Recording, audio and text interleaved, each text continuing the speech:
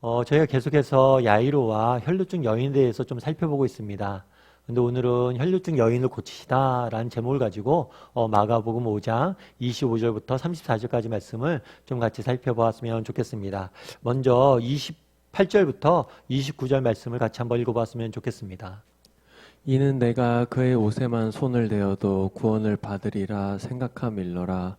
예. 이에 그의 혈루 근원이 곧 마름에 병이 나은 줄을 몸에 깨달으니라. 예, 우리가 계속해서 혈루증 여인에 대해서 살펴보고 있죠.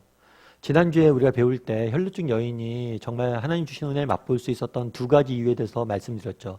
하나는 들은 것이고 또 하나는 뭐예요? 도전한 것이에요. 믿음을 갖고 도전한 것이죠.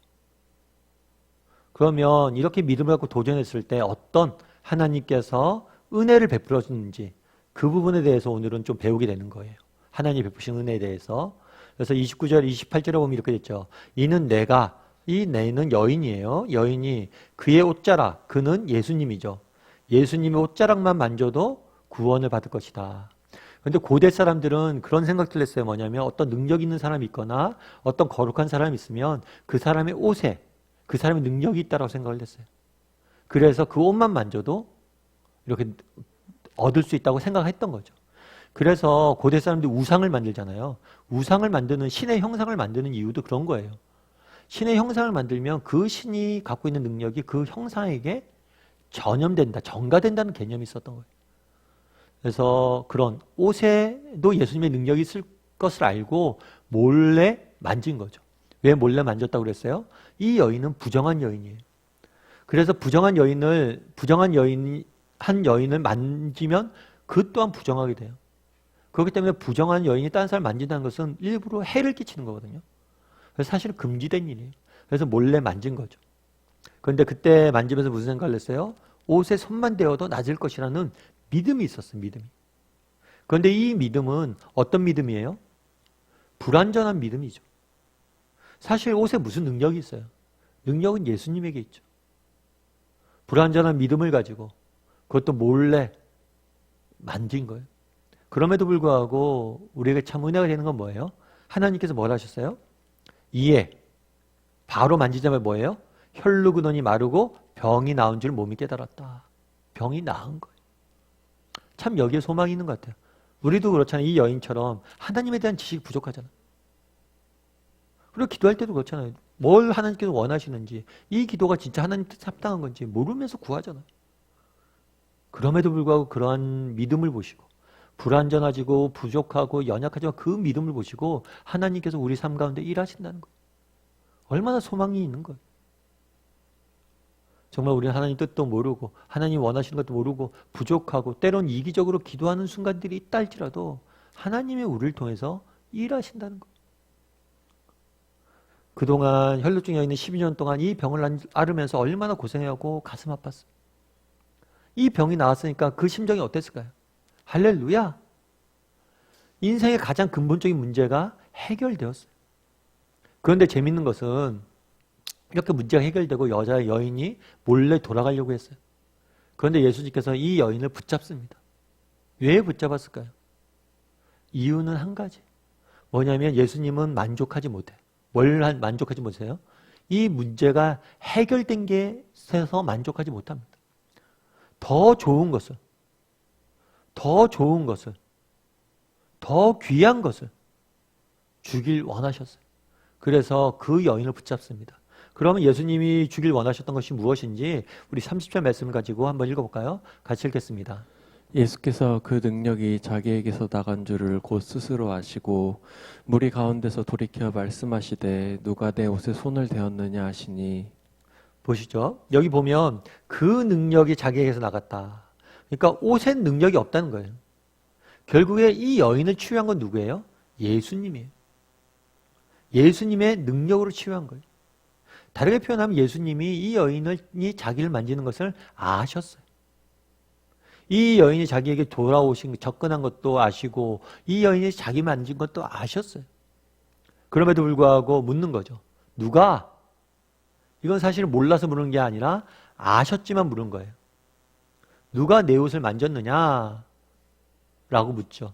그러면 제자들이 대답합니다. 제자들이 무리가 지금 너무 많습니다. 누군가가 만진 것 같습니다. 아니다. 누가 만졌다. 한 사람이 만졌다. 나와라. 이야기를 하는 거예요. 그러자 이 말씀에 여인이 어떻게 반응했는지 32절과 33절 말씀을 같이 한번 읽어볼까요? 같이 읽겠습니다. 예수께서 이 일 행한 여자를 보려고 둘러보시니 여자가 자기에게 이루어진 일을 알고 두려워하여 떨며 와서 그 앞에 엎드려 모든 사실을 여쭈니. 예. 예수님께서 이 여자를 부른 이유가 있어요. 이 여자가 만진 걸 알아요. 그리고 이 여자를 여자가 만진 거 아니까 여자에게 딱 바로 말할 수 있어요. 그런데 주변 사람들이 묻는 거예요. 누가 도대체 만졌느냐. 주변에 환기를 끈 거죠. 사람들의 주목을 끈 거예요. 이 주목을 끈 이유가 있어요. 이유는 뭐예요? 그 여자가 어떻게 했다고 그랬어요? 두려워 떨며 그 앞에 엎드려 모든 사실을 여쭈니. 모든 사실을 여쭈었다. 앞서 얘기했지만 이 여인은 뭐 어떤 여인이에요? 부정한 여인이에요. 부정한 여인이 다른 사람을 만지거나 다른 사람을 부정하게 하면 안 돼요. 그런데 그런 것들 다 아는 거예요. 자신의 병과 자신의 아픔과 자신의 모든 과정을 이야기한 거예요. 이건 굉장히 위험한 일이고 부끄러운 일일 수 있었어요. 그럼에도 불구하고 모든 것을 감수하고 다 알았습니다. 사실 우리도 이럴 필요가 있어요. 정말 여러분 마음속에 아픔이 있습니까? 어려움이 있습니까? 이걸 하나님께서 해결하셔야 돼요. 그런데 이걸 해결하기 위해서 해야 될 일이 있어요. 뭘 해야 돼요? 말해야 돼요. 하나님한테 말해야 돼요. 그래야지 하나님이 치유하세요. 그런데 우리는 이상하게도 하나님께 말하지 않아요. 정말 하나님에게조차도 말 못하는 것들이 있어요. 왜 그럴까요? 하나님은 착한 아이를 원하지 않으세요. 진실한 아이를 원하세요. 우리의 속마음을 그냥 잘 보일 필요 없어요. 어차피 하나님 다 아세요. 예수님 다 아시는데 그냥 물으실 거예요. 왜 물으셨어요? 직접 입을 열어 말하기를 원하셨어요. 우리도 마찬가지. 직접 입을 열어 말해야 돼요. 말해야지 치유가 일어나는 거예요. 그날에 왜 예수님 붙잡아 세웠습니까? 말하라는 거예요. 말해야지 내가 돕는다는 거예요. 이렇게 아뢰자 어떤 일이 있었습니까? 34절 말씀 같이 한번 읽어볼까요? 같이 읽겠습니다.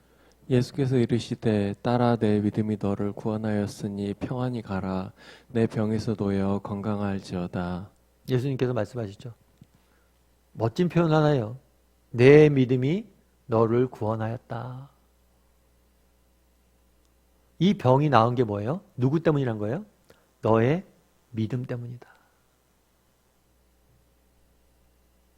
참 의도하신 것 같아요. 많은 사람들을 무리를 주목하게 하셨잖아요. 그런 다음에 뭘 하신 거냐면 이 여인이 자초증을 다 하자 이 여인을 회복시켜 준 거예요. 단순히 몸의 회복이 아니라 영적인 사회적인 회복을 시켜준 거예요. 이 여인의 믿음이 있고 이 여인이 뛰어나고 하나님을 사랑받는 사람이라는 것을 알려주므로 앞서 말씀드렸던 거는 혈류증은 육체만 아픈 병이 아니에요.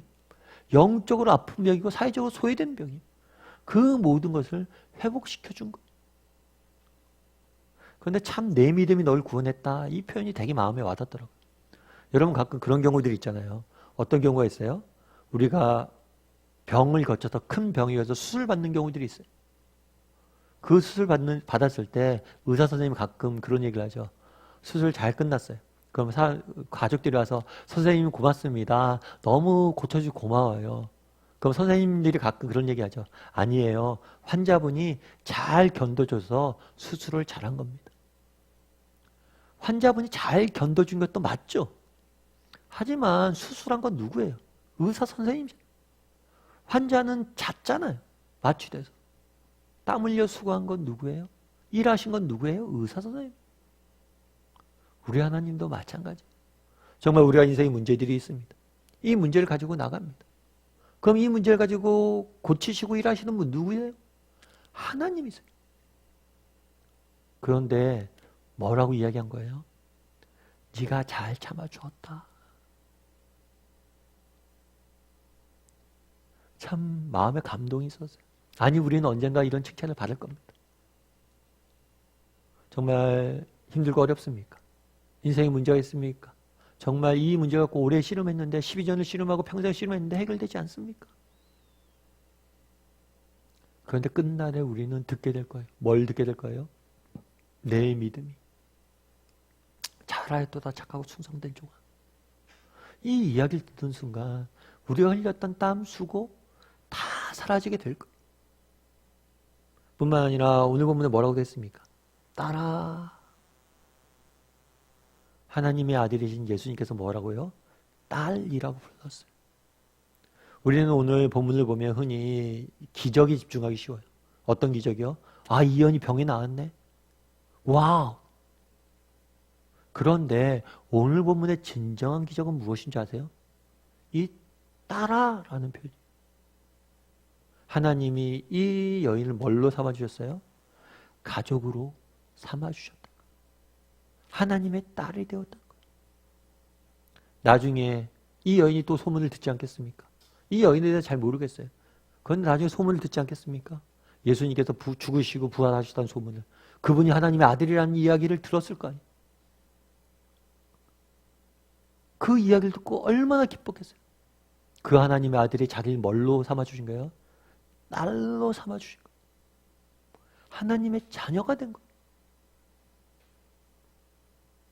병을 낳는 것보다 더 큰 기적, 더 큰 은혜는 뭐예요? 하나님의 자녀 삼아주신 거예요. 오늘 본문에서 이 여인은 병이 고치고 가려고 그랬습니다. 그런데 예수님께서 아니야. 내가 너에게 주고 싶은 건 더 큰 것이 있어. 더 좋은 것이 있어. 그래서 예수님께서 뭘 하셨어요? 그 병뿐만 아니라 그가 겪었던 영적인, 사회적인 모든 것들을 치유해 주셨어요. 예수님은 우리가 생각한 것 이상으로 우리 아픔에 관심을 갖고 계시고 근본적으로 모든 것을 치유하길 원하세요. 뿐만 아니라 예수님 뭐라고 이야기해요? 너의 믿음이 널 구원했다. 우리의 작은 믿음이고 부족한 믿음이지만 그것을 분명히 칭찬해 줄 거예요. 뿐만 아니라 우리를 뭘 할 거예요? 아들아, 딸아. 자신의 자녀 삼아 주실 거예요. 이것이 얼마나 큰 복인지 깨달아야 돼요. 이 복을 맛보기 위해서 우리가 해야 될 일은 무엇입니까? 이 여인처럼 믿음으로 도전하는 거예요. 여러분 정말 오랫동안 기도한 기도 제목들이 있습니까?